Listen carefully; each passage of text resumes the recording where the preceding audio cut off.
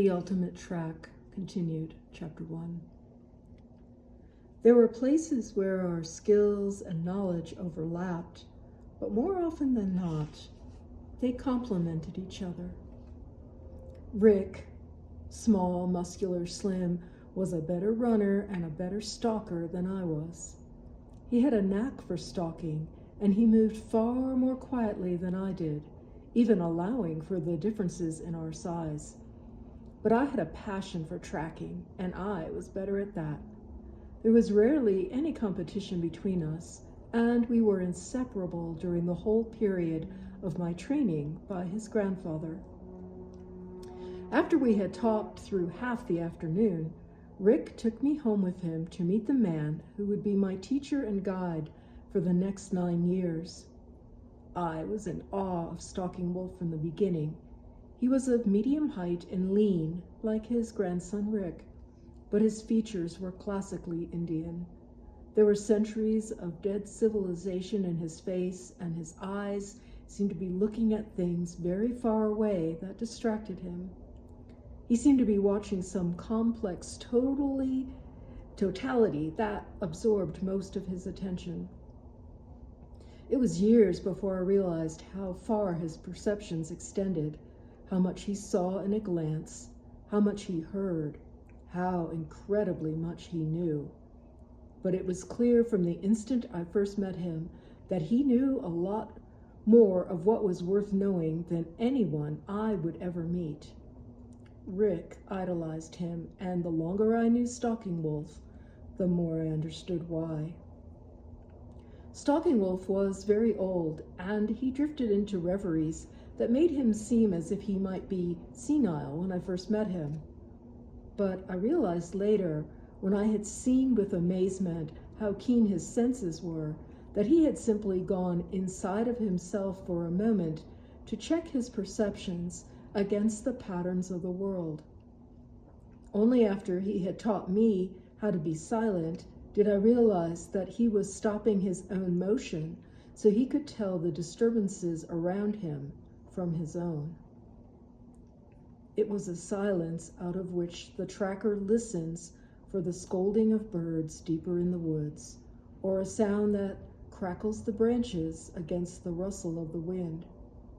Only by silence and rapt attention can anyone hope to feel the ripples and the flow of life in the woods, which spread outward from an intrusion or a disturbance. The scolding of a jay will put every bird within earshot on edge. Birds are the lookouts of the woods. They spread local alarms. You can hear their cries going back and forth through the air like emergency calls. A man going through the woods churns up as much noise as he churns up a landscape. All you have to do to hear it is to be quiet and listen. Stalking Wolf's silences were the mark of his skill, the habit of a long practiced art. He was the grandson of a medicine man and a tracker and hunter for his tribe. To Rick and me, he was the spirit of the woods. I believe that he trained us in the way he himself had been trained as a child in the last years of the 19th century. He taught us a way of life which Rick and I tried to live by. He was like an uncle who helps with the training of his brother's sons, aloof but affectionate, judgmental but secretly amused, gentle and harsh, guiding without directing. What he taught us permeated everything we did. He taught us to look for the subtleties, for nuances, and we had to be quick to catch his hints. I asked him once why he was so still at times, and he said, "To see better." I may have looked puzzled, but I didn't say anything because neither Rick nor I wanted Stalking Wolf to think we were stupid. Besides, we knew he would never give us an answer to anything directly. Usually, we said we understood, and then we went away and figured it out between ourselves. Then we went back to Stalking Wolf and told him what we had done and what had been the results. Stalking Wolf would either give his approval of what we had done or he would tell us we hadn't looked or hadn't been as quiet as we thought we had. Then he would give us a hint about what we should do to do whatever we had done better, until we finally figured out a way that was workable for us. Without his guidance, we might have learned part of what we did learn, but it would have taken us 10 times as long, and some of it we would never have gotten at all. He gave us information that would lead us onto the next steps a bit at a time, and he always waited until we had incorporated what we had learned before he nudged us towards something else. Stalking Wolf led us out of childhood into a unique kind of manhood. We came to our skills as he had come into his, through a series of ideas and understandings that could only be gotten out of experience. He taught us to make use of everything, to live with the least disruption of the earth, to revere what we took from the woods, to master our fear, to hone our special skills sharper and sharper, to expand our senses and our awareness, to live in a space of a moment and to understand eternity. I learned from Stalking Wolf a skill that could encompass everything I met. I learned to track, not animals or men, but disturbances, things knocked out of place, minute and indistinct traces, the ghost of a print, a stone turned wrong side up, a fragment of hair on a branch. Stalking Wolf taught us how to be silent and watch what's going on. He had a special look that said he was giving us a hint to something that would seem obvious to us in a moment. When he saw that I didn't understand why he had to be silent to see better, he said, "Go feed the birds." Rick and I immediately got some seed and went outside to feed the birds. Stalking Wolf came out and watched us and giggled into his hand. He looked away whenever we looked back to him for approval. We tossed the seed. We laid it down. We put it in piles. Nothing pleased him. Finally, he shook his head and went in. Every time he saw me after that, he would ask me if I had learned to feed the birds yet. I said I didn't know how he wanted me to feed them. And then he said, "How would you give food to me?" He looked like he was going to burst out laughing at any instant, and I nodded and went away to look for Rick. When I found him, I said, "How would you give food to your grandfather?" Rick was used to questions like that, and he did not look at me as if I were crazy, as someone else would have. He could not afford the luxury of being afraid to sound foolish. We could not afford the luxury of being afraid to sound foolish. We burned for answers, and we asked whatever questions came to mind without reservation. Neither of us ever laughed at the other for asking. "I'd hand it to him," he said finally. I was afraid he was going to say that. He wants us to hand the food to the birds as if they're our friends. Rick said that maybe if we put some seed in our hands and sat very still, the birds might come down and take it. I reminded him that these were not park birds, but wild ones. But Rick said that if Stalking Wolf wanted us to do it, it was probably no more impossible than all the other things we thought we could never do or understand. It seemed like a good way to start, anyway. We lay on the lawn with seed in the palms of our hands and stayed as nearly motionless as we could all afternoon. A few birds came close to the ground whilst we were there, but none ever came within arm's reach. Toward dark, we gave up and came in. I shrugged at Stalking Wolf and said, "I guess we weren't still enough." Stalking Wolf shook his head as if we were very foolish. "When should you feed your friends?" he said. It took me a minute to realize what he meant, but the next morning, long before dawn, Rick and I were lying in the dew-wet grass with our hands extended and our palms full of birdseed. We had perfected some measure of stillness from watching things in the woods, but this required not moving for hours, and it would have been far harder if we hadn't been as intent on it as we were. The thought of feeding the birds like our brothers was a vision worth believing in. It made anything possible.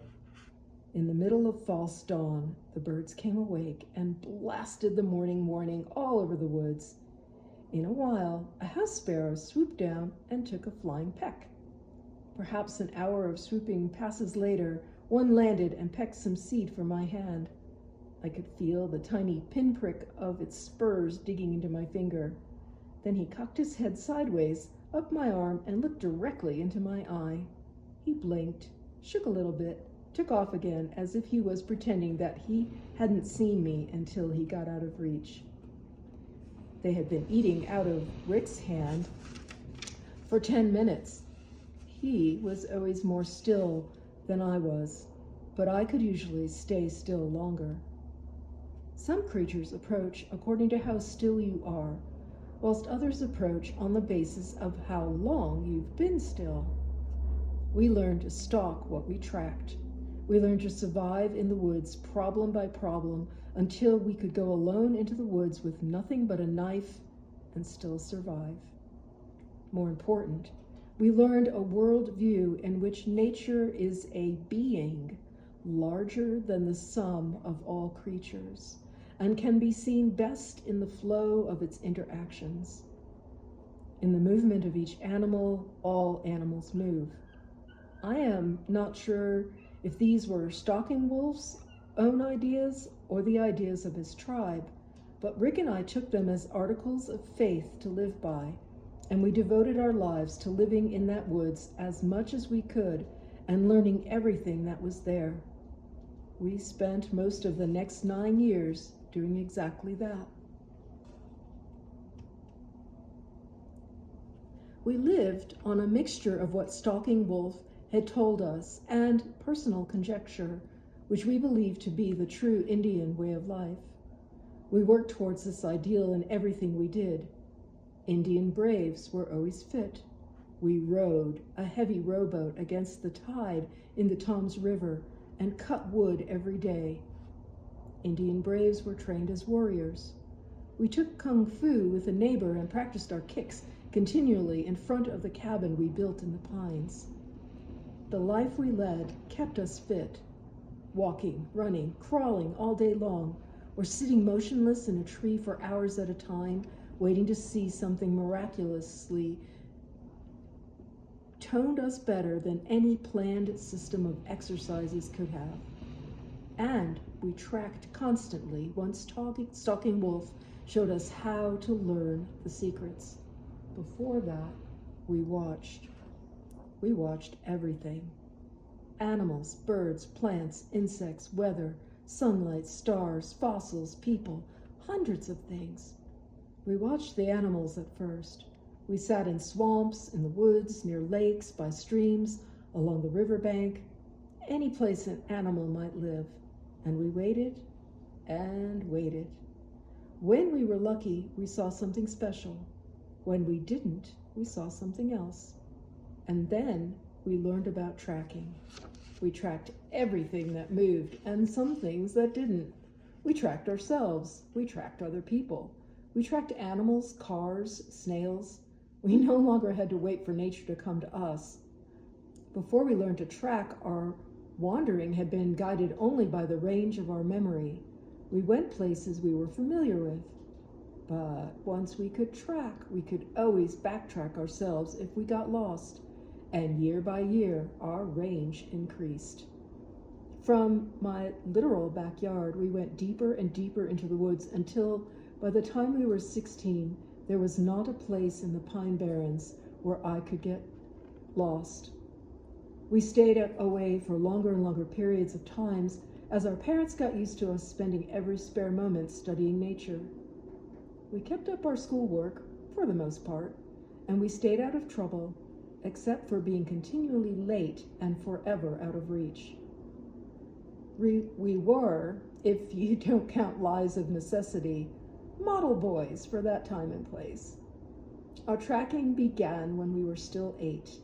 We found a huge paw print with claws in a mud a mile or so up from Rick's house, and we dragged Stalking Wolf down to see it, jabbering at him all the way down about it being the print of the Jersey Devil because it had claws and it was so huge. The folklore of our childhood had been full of tales about the Jersey Devil. I always liked to talk to the old Pineys who had lived in the woods so long that there had been no recollection in the family of having lived anywhere else. They had incredible stories about the huge, hairy creature that robbed graves and tore people limb from limb. The Jersey Devil was a real creature to me then, and I loved the stories about him, though I lived in absolute terror of ever running into him. One day, I would meet the Jersey Devil face to face in a way I couldn't even conceive of when we dragged Stalking Wolf out to look at the track. Stalking Wolf looked at the print and then went up a little way and looked down some more. He stood looking around for a while before he went over to some bushes near one of the tracks and peered in. Then he came back. We waited breathlessly for confirmation that we had indeed discovered the authentic print of the Jersey Devil. Stalking Wolf shook his head and said that it was a brown and white male dog about 65 pounds who was very excited because he had picked up the scent of the rabbits or the raccoon. He told us about 10 other things about the dog, and then he told us everything it had done whilst it was around in the swamp. Rick and I were beside ourselves shouting, "What rabbits? What raccoon?" Exuberance was our one flaw as nature watchers. We could see one wondrous thing, and then we would jump around celebrating it and chasing away 50 other fantastic things we could have seen. Stalking Wolf showed us the rabbit tracks and told us where the rabbit had gone and come back from and why. He showed us where the dog had picked up the scent and how his gait had changed. The tracks went up to the bush and then leapt away where the rabbit had scurried out of the swamp grass. He pointed out where the rabbit had run, drawing the dog away from where we were. He showed us where she had lost the dog finally, and where the dog had gone up the hill grumbling and following his nose. Then he took us back to where we started and showed us the nest and the baby rabbits the mother had been distracting the dog from. We were astounded. "How did you know all that?" we kept asking him. Finally, he told us about the tracks and showed us how to read them.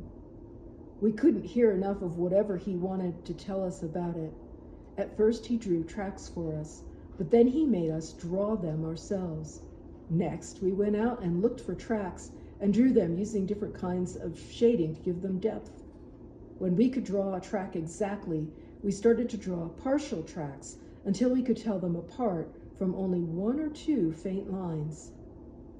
With every track, Stalking Wolf would tell us about the animal that made it, the family it belonged to, and why its track was the way it was. Why the Indians walked like the fox with one foot in front of the other in a straight line. Why the groundhog with its broad chest could never make an inline track like a fox. This did not occur overnight, but over months and often years. Tracking became a preoccupation with us. We tracked everywhere we went. Whenever we watched anything, we always went back later and looked at its tracks to match them up with what we had seen the animal do. Rick liked to track, and he was a good tracker, but tracking came to me with amazing ease. I worked at it, but it was always a joy to do, and I never tired of it. Rick was into stalking and watching nature more than tracks themselves. I wanted to be able to do what Stalking Wolf had done, to be able to look at the tracks and recreate what happened as surely as if I were looking back in time. It took a long time of constant effort to learn to do that. We tracked everywhere. On the 2-lane macadam road, which was the biggest highway short of the parkway, There was a butcher store where the owner smoked his own meat. Rick and I used to go there and learn his techniques after we got involved in taxidermy. But we liked this place especially because it had a bare spot of soft ground near the doorway that never completely dried out. The sets of tracks put down there were endless. We would sit off to the side and watch someone walk in, and then we would rush over and follow his tracks, marking where he stopped or turned or tied his shoes. We would draw the print and mark it with comments like, "limp from hurt foot, 2 weeks later," and "fat man, toe out." Then we would come fix the track and the person in our minds. We would smooth out the dirt and wait for the next person to come along. When a woman went storming in with a complaint and came back out mollified, the difference in her track was obvious when we ran over to look. The long, wedging plumes of dirt in the front of the pointed toes going in and the firm, even stride with clearly defined prints coming back out could not have contrasted more. It took us years before we could do it with great precision, but we were improving, and we were weaving everything we learned into everything else we did.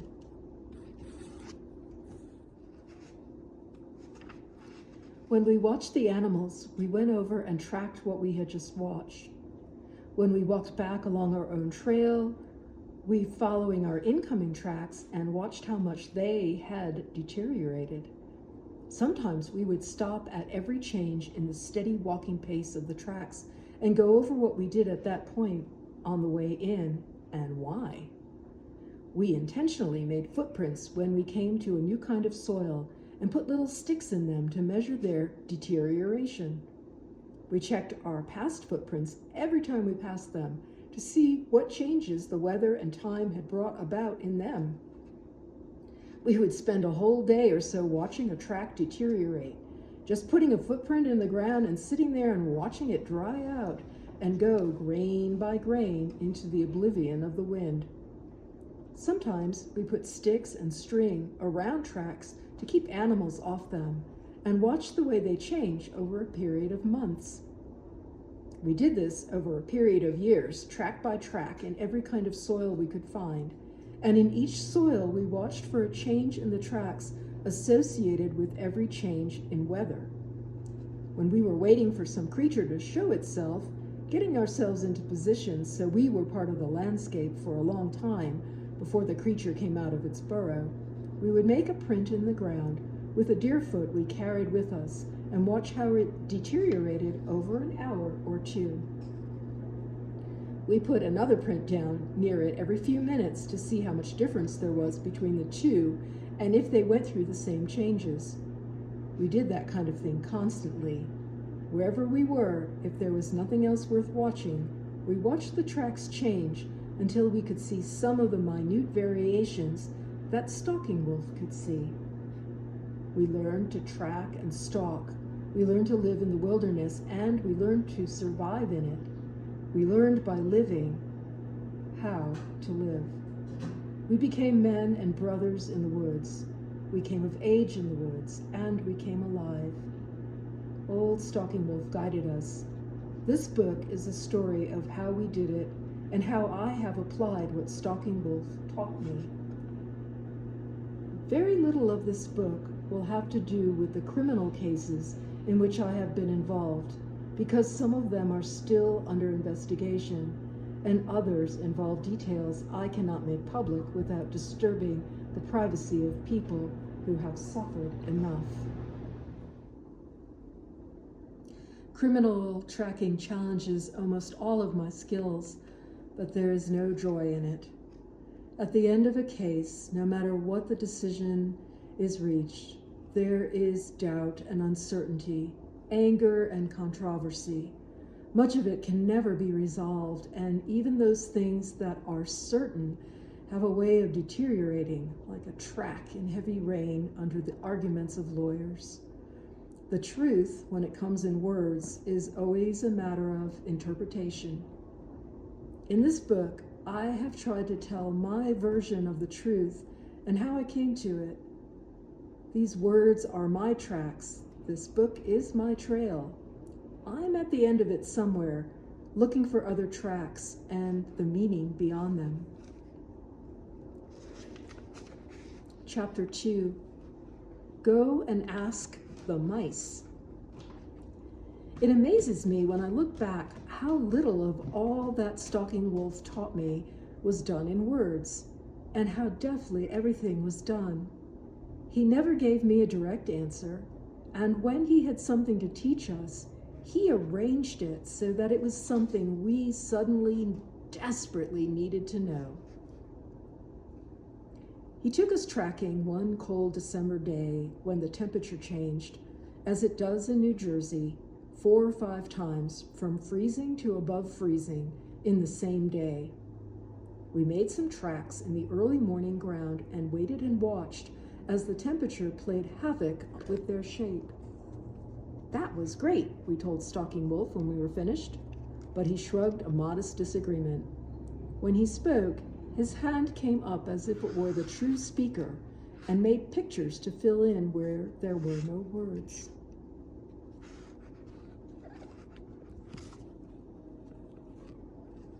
English is a bad language for certain kinds of words. It hasn't got much for ideas like wholeness of feeling. Nature is the best word English can come up with to describe something as various yet as invisible as the bond between all living things.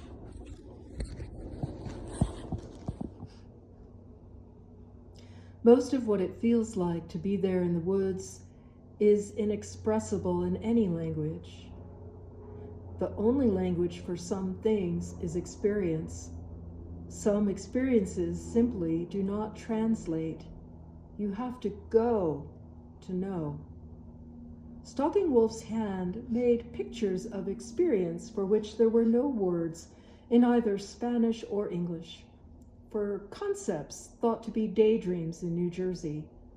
There was no way for him to say to us that we should never so focus our attention that we were not also aware of the larger pattern around us. Where our school was forcing us to pay total attention, Stalking Wolf was teaching us intermittent attention, a constant refocusing between minute detail and the whole area around it, between the track and the whole pattern of the woods. When we said what a great experience it had been to sit and watch the track deteriorate, Stalking Wolf said, "The raccoon liked it." The squirrel disapproved. The rabbits shook their head at it, and the deer had no feeling for it at all. His hand moved the animals in to look over our shoulder and see what we were staring at so intently that they could come up to us unnoticed like that. The fingers shrugged and went away again, like the animals had, whilst we were sitting staring at the track. Rick and I groaned at all we had missed again. "You do not look," Stalking Wolf said, as if he were laughing at us. "But we had to see the track," I said. "You told us to watch the track." He tried not to laugh. "How do you eat a deer?" he said. His hands made a big shape, much bigger than his mouth. His eyes did what they always did. They looked at me and then looked away. They came back to my eyes again, like a beacon, focusing all its light in my direction on every revolution, but only part of the time.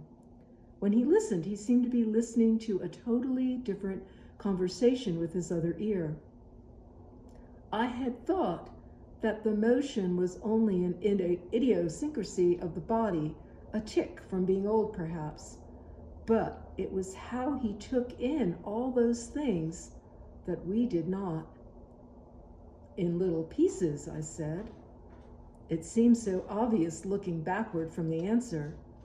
It was a long time before I could judge the rate of change in a track or something else I was watching, so that I knew just how much time I could spend on each thing and still catch the subtle changes. Stalking Wolf always knew what was going on. If you spoke in a room where he was sleeping, he knew everything that was said. When he taught us stalking, we had to sneak up on him, but we were never able to do it. He would turn before we got close enough to touch him and tell us exactly how we had come up behind him, where we had brushed up against a tree, and where we had stepped on a twig. And he was always right. If we spent 3 hours sneaking up on him, he was aware of us for at least 2 of them. He knew exactly how much of his attention he had to devote to each thing, to measure it, and to keep the vision of the whole pattern going at the same time, so he could see the disturbances.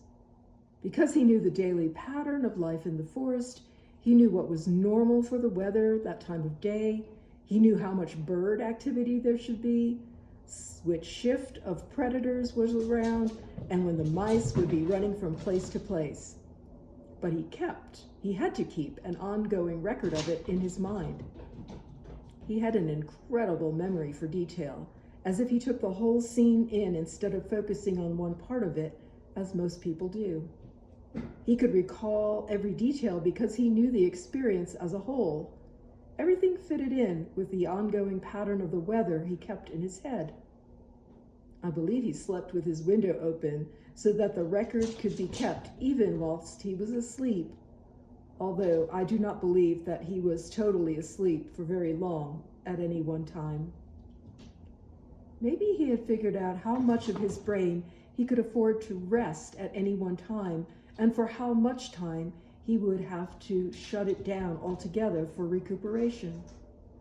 He always seemed to know what was happening all around him, as if he had ears and eyes all over his body.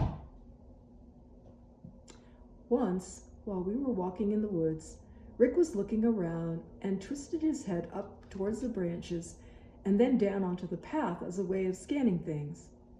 I believe the fact that he was moving his head so much instead of moving his eyes had a lot to do with why he was not a good tracker as he might have been.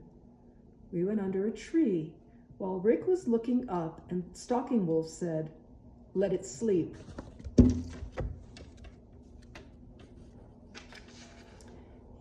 He kept walking, but we begged him to tell us what was sleeping. He nodded at a great horned owl on the branch over our heads. I was sure he had not looked up as we had approached the tree, or even as we passed under it, but I gradually came to realize that he did not need to see it to know it would be there. He knew the way owls lived. He knew what kind of trees they liked. He had seen the fresh owl pellets on the ground at the base of the tree, and he knew when owls flew and when they rested. He knew the activity of small rodents for that time of day and temperature, and he could probably have told us what tree the owl would be in if he had stayed. He could probably have told us what tree the owl would be in if he had stayed at home. We pleaded with him to tell us how he knew, and he said that the mice had told him. When we wanted to know what the mice had told him, he said, "Go ask the mice." So Rick and I spent the next couple of weeks studying mice. Thereafter, we watched them to see what they were doing at that time of year, and we found that Stalking Wolf was right. Once we knew the pattern of life for the mice, we knew the pattern of life for everything that eats mice, and we could generalize to most other small rodents until we had a chance to study them the same way.